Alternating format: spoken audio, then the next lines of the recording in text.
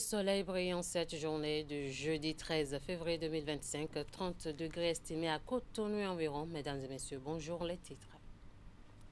14 février, fête de l'amour selon la croyance populaire. C'est un jour où certains jeunes se laissent aller à tout et n'importe quoi au nom de l'amour. Dans ce 13h au Bénin, une équipe de la rédaction nous expose les risques liés à une mauvaise célébration de cette fête. Lancement du projet de développement des infrastructures agricoles et de désenclavement dans la basse et moyenne vallée de l'Ouémé. À travers cette initiative, le MAEP entend promouvoir le riz, le maïs, la pisciculture et le maraîchage dans la vallée. C'est le détail à suivre. Et puis, l'Agence française de développement, bailleur du projet d'appui au développement des filières protéiniques FADEFIP, a effectué une visite de terrain. Une mission de l'agence est rendue à Didia Pulcové pour s'enquérir des actions menées dans le cadre du projet. Les précisions à suivre. À nouveau, bonjour. La Saint-Valentin n'est pas une fête des extrêmes où l'on doit tout se permettre. Mais de nos jours, c'est malheureusement ce qu'on constate chez les jeunes. Pour ces derniers, la Saint-Valentin offre une occasion d'intense plaisir, notamment intime, s'exposant ainsi à des risques. Dans le reportage qui va suivre, Virgile Arodegnon nous propose un aperçu des risques auxquels on s'expose quand on vit mal la Saint-Valentin. Pour nous jeunes, normalement, la Saint-Valentin devait être un jour comme les autres jours. Le conditionnel, utilisé ici par Conrad, montre que la réalité est tout autre dans la pratique. En dehors du fait qu'elle est célébrée le 14 février de chaque année, ce qui lui confère d'ailleurs son caractère spécial, la Saint-Valentin est de nos jours de plus en plus détournée de son sens originel. La célébration de l'amour et de l'affection en faveur d'un ami, de frères ou de membres de sa famille. Lorsqu'on dit la Saint-Valentin, elle exprime beaucoup de choses, mais les jeunes pensent que c'est une fête de débauche, une fête où on ne réfléchit pas.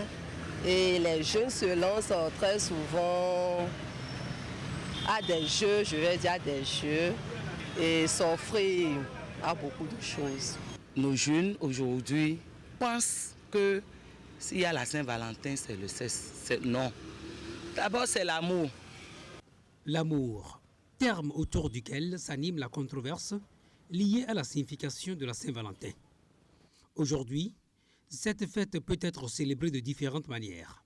Certains lui donnent une connotation sexuelle, en l'occurrence les jeunes, qui, en se lâchant le temps d'une soirée, peuvent s'exposer à d'énormes risques. La plupart de nos adolescents ne comprennent pas le vrai sens de l'amour. C'est comme quelqu'un qui a suivi ses camarades pour aller à la plage. Il voit ses camarades nager. Et ça lui plaît, il dit, ah mais c'est bon, il sait nager, moi-même je vais essayer. Oh, il n'a jamais appris à le faire. Donc il faut apprendre à aimer. Et apprendre à aimer nécessite de temps, de disponibilité, de sacrifice, nécessite de soumission. À chaque édition de la Saint-Valentin naissent souvent des relations amoureuses sans aucune fondation solide. Des relations sans lendemain, nées d'une impréparation totale, engendrant du coup des divorces et des déceptions au sein des jeunes couples. S'il y a quelque chose à leur demander, c'est de pouvoir aller à l'école des grands ou à l'école des sages pour apprendre à connaître et à vivre effectivement ce que c'est que l'amour afin de pouvoir mener les pas qui s'imposent. Il n'est donc pas important d'aller au-delà de ces moyens. Exiger des présents et des dons, notamment en ce qui concerne les jeunes filles, pour être en retour obligé de faire quelque chose contre son gré et par conséquent briser ses rêves d'avenir. Les Béninois espèrent une police républicaine à visage beaucoup plus humain avec le nouveau directeur général sous les ordres de Brice Aloanou. Plusieurs équations à multiples inconnues comme le retour du rançonnement et les bavures récentes sont à résoudre. Ces hommes, eux, souhaitent une prise en compte de leurs principales préoccupations relatives en bonne partie à la gestion de carrière. William Clécan passe en revue ces défis du tout nouveau DGPR, les patates chaudes du contrôleur général Aloanou. À son entrée en fonction, c'est une analyse présentée par Hugues Vingbe. Lutter contre le rançonnement et la corruption dans nos rangs ne doit pas être un sujet tabou. Cela ne doit pas être perçu seulement comme une question de sanction. Elle passe aussi par une transformation de nos mentalités individuelles et collectives. Ces mots du nouveau flic en chef, extraits de son discours de prise de commandement, laissent entrevoir un des plus grands chantiers. Le contrôleur général de police, Brice Alowanou, hérite d'une police perçue aujourd'hui comme assez pressureuse des populations. La flambée des verbalisations à tout vent, redevenue monnaie courante, inquiète plus d'un. Elle renforce le sentiment d'éloignement des populations civiles, sentiment né des nombreuses bavures survenues à l'occasion de l'opération dite de répression des infractions au code routier, menée en mi-2024. Alowanou hérite d'une police vue en chien de faïence par les conducteurs de taxi à qui elle ne manque plus aucune occasion de coller la peau pour surcharge notamment en week-end sur les routes inter-États. Les patrouilles incisives, surtout en agglomération dans les zones périurbaines notamment, on en dénombre de plus en plus aux grandes dames des motocyclistes sans pièces de leurs engins. Dans tous les cas, les populations béninoises des villes et campagnes rêvent d'une meilleure collaboration avec la police, bien meilleure que le statu quo. Dans les rangs, des agents sédimentés au même galon depuis plus de 10 ans veulent voir leur carrière débloquée sous le règne du nouveau DGPR. Les fonctionnaires de police au profit de qui la Cour suprême a rendu des décisions administratives attendent aussi d'être rétablis dans leurs droits à travers la reconstitution de carrière. On souhaite aussi ardemment le renforcement de l'effectif des unités, principalement en race campagne. Les policiers béninois appellent également de tous leurs vœux à une réorganisation du fonctionnement des unités territoriales en ce qui concerne la gestion du personnel et du temps de travail pour humaniser la profession. Au sujet de la crise terroriste, il est attendu un réaménagement du plan opérationnel avec les moyens adéquats et adaptés dans les parcs W et de la Pendjari, de concert avec le haut commandement militaire. Un défi dont Brice Alowanou est conscient pour l'avoir aussi évoqué dans son adresse inaugurale. Je l'ai annoncé en début d'édition, le ministre de l'Agriculture, de l'Élevage et de la Pêche a officiellement lancé mercredi matin à Cotonou le projet de développement des infrastructures agricoles et de désenclavement dans la basse et moyenne vallée de l'Ouémé. C'est un projet structurant d'une durée de 5 ans qui vise à promouvoir des filières telles que le riz, le maïs, la pisciculture, le maraîchage dans la vallée de l'Ouémé avec pour objectif de moderniser l'agriculture béninoise et renforcer la sécurité alimentaire des populations. Il est cofinancé par la Banque ouest-africaine de développement BOAD, la Banque islamique de développement et le gouvernement du Bénin. Voici le compte-rendu de la cérémonie de lancement de ce projet avec Ouliat Sanoussi et Elvis Tonoukoua. Le projet de développement des infrastructures agricoles et de désenclavement dans la basse et moyenne vallée de l'Ouémé, qui mobilise ici des acteurs à divers niveaux, est officiellement lancé. Cet important projet est cofinancé par la Banque ouest-africaine de développement BOAD, la Banque islamique de développement BID et le Bénin.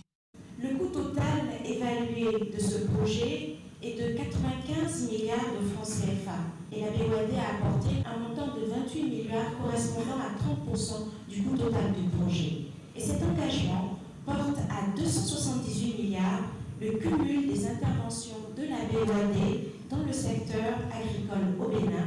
La contribution de la Banque islamique de développement s'élève à 100 millions d'euros, soit autour de 66 milliards de francs CFA. Et nous espérons qu'avec le lancement de ce projet, les activités vont démarrer de façon effective. Si nous pouvons arriver à nous adhérer à ce projet, à faire de sorte que chacun joue sa partition, je crois que le reste viendra. Les communes de Dangbo, d'Adioun et des Agégués sont les bénéficiaires de ce projet dont l'objectif est de contribuer à l'amélioration de la sécurité alimentaire des populations cibles de la vallée de l'Ouémé, la création de voies d'accès et la construction d'infrastructures socio-économiques. Ce financement permettra d'aménager entre autres 1000 hectares de périmètres irrigués de construire 100 étangs piscicoles et de promouvoir des chaînes de valeur agricoles. La vallée de Louémé quitte Tadeka Koko jusqu'à Tambo. Ce n'est pas un projet générique. Il est très spécifique.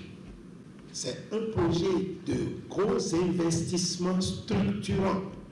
D'abord, pour maîtriser l'eau sur 2155 hectares, afin qu'on puisse produire en toute saison. Mais ce que ce projet va encore faire de façon sérieuse et sensible, c'est le désenclavement. Occasion pour le ministre de l'Agriculture d'inviter chacun des acteurs à plus de conscience patriotique sur le déroulement et la mise en œuvre de ce nouveau projet afin qu'il soit une réussite. Déclaration de presse du principal parti de l'opposition, les démocrates, ce mardi. C'est en réponse aux interdictions de leurs activités. Les responsables du parti ont dénoncé ce qu'ils appellent la violation des libertés. Suivez ici un extrait de la déclaration lue par le député Kola Olejima au siège national du parti. Le Bénin est un et il est le même pour tous. Il n'y a pas un Bénin pour l'UP le renouveau, un Bénin pour BR et un autre Bénin pour les démocrates. La Constitution révisée de novembre 2019, la charte des partis politiques et le statut de l'opposition autorisent-ils un maire à interdire une manifestation d'un parti politique régulièrement constitué? Conformément à la charte des partis politiques, le Parti des démocrates est un parti régulièrement constitué. Il a reçu, le 22 décembre 2020, son récépissé définitif d'existence légale et est aujourd'hui crédité de 28 députés qui siègent à l'Assemblée nationale. La Constitution dispose que les partis politiques concourent à l'expression du suffrage et animent la vie politique. Comment concourir à l'expression du suffrage lorsqu'on est empêché d'entrer en contact avec les populations et les militants?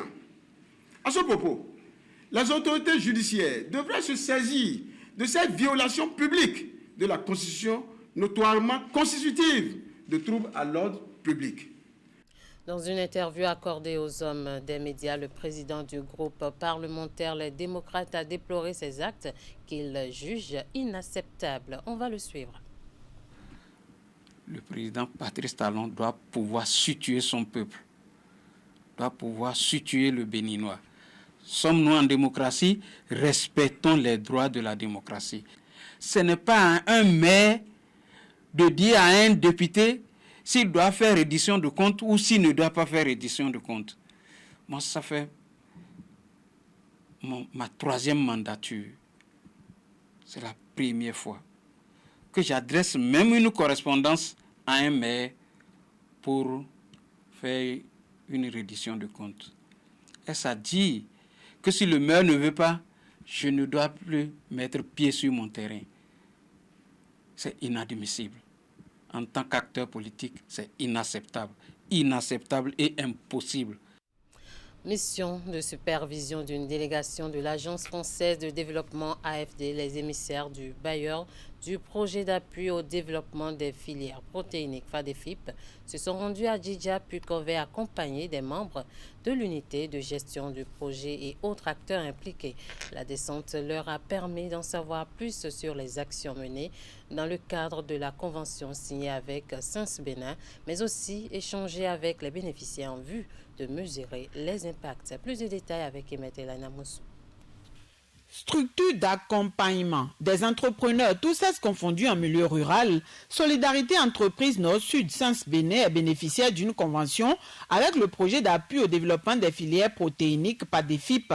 L'idée est de renforcer les capacités des transformatrices du soja dans certaines localités des départements du Zou et des collines. Aujourd'hui, sur le terrain en mission de supervision, le bailleur est allé s'enquérir non seulement des activités menées, mais aussi la maturité du projet. On est là aujourd'hui avec une coopérative de Djidja qui est bénéficiaire donc de notre accompagnement. On a renforcé leur capacité sur tout ce qui concerne l'accès au marché, les bonnes pratiques de production, indigènes, le pilotage de la rentabilité. Et le clou, c'est qu'elles sont bénéficiaires d'une unité de transformation de soja qui va leur permettre donc de pouvoir mener leur activité dans un environnement qui est contrôlé, un environnement qui est sain. Bon, l'espoir est né depuis la dernière mission de supervision qui a eu lieu en août 2024, qui a balisé le chantier pour un éventuel renouvellement du projet. Donc la mission actuelle est là pour vraiment valider les acquis, les bonnes pratiques du projet et qu'on pourra mettre à échelle. En plus du groupement des femmes à Djidja, la délégation s'est également rendue à Corvette dans l'unité de production d'aliments locaux pour poissons. L'infrastructure mise en place vise à produire et à rendre accessible aux bénéficiaires la provente de poissons à prix compétitif. Mise en service il y a quelques mois, l'unité est encore en période d'essai. Évidemment, c'est une expérience qui est en cours et qui est appelée à perdurer et à se multiplier, à se mettre donc à échelle dans d'autres communes. La descente, au dire des membres de l'unité de gestion du projet et surtout des émissaires de l'Agence française de développement, est enrichissante. Les rencontres, de même que les entrevues avec les bénéficiaires, augurent d'une bonne perspective. Pour certaines filières stratégiques, avec des impacts socio-économiques forts pour l'agriculture familiale, ces logiques de filières sont d'un grand intérêt pour nous et je suis convaincu que nous poursuivrons ce type de projet. Parce qu'on est vraiment dans le développement de véritables business agricoles sur le terrain qui créent des revenus et qui par ailleurs permet de produire plus de protéines à un coût faible et donc pour avoir que la population rurale ait un meilleur accès aux protéines pour sa nutrition. Le porte-parole du gouvernement était encore face à la population, autorités communales, départementales ainsi que certains cadres natifs de la cité des Trois Mamelles. Wilfred Léon Ngbeji était pour la circonstance accompagné des ministres de l'eau et de l'enseignement supérieur. La rencontre a été l'occasion pour lui de faire l'inventaire des réalisations effectuées par l'exécutif dans la commune. On retrouve Imet Hélène Amonsou. Aujourd'hui, on peut quitter Savè, aller à Kétou, aller à Porto-Novo, on peut même faire Savè-Cotonou en 3 heures. Vrai ou faux?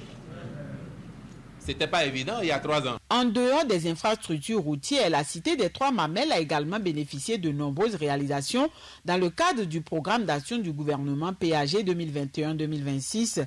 Désormais à Savè, les problèmes d'accès à l'eau potable sont aussi conjugués au passé. Le problème d'eau est réglé dans les collines, c'est définitivement réglé.